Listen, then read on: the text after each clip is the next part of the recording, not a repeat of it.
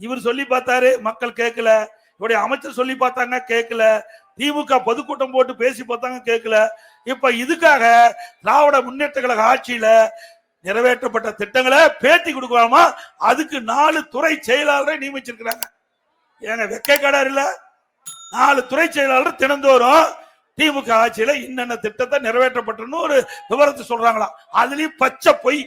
அண்மையில ஒரு IAS அதிகாரி இன்றைக்கு தொலைக்காட்சியில பத்திரிகையில பேட்டி கொடுத்திருக்காங்க.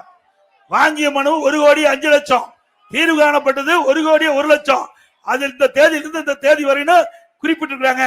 ஆனா அந்த தேதியிலிருந்து அவர் குறிப்பிட்ட தேதி முடிவரை 27 லட்சம் மனு தான் வந்திருக்குது.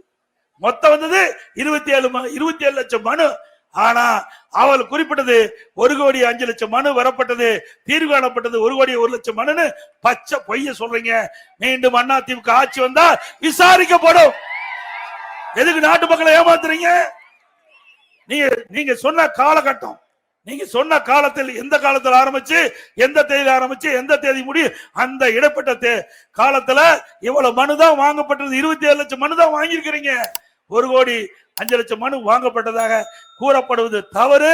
தவறான புள்ளிவிவரத்தை அரசு அதிகாரிகள் வெளியிலே மக்களுக்கு தெரிவிப்பால் சட்டப்படி அதிமுக ஆட்சி மனதோட நடவடிக்கை எடுக்கப்படும் என்ற செய்தியை நேரத்தில் தெரிவித்து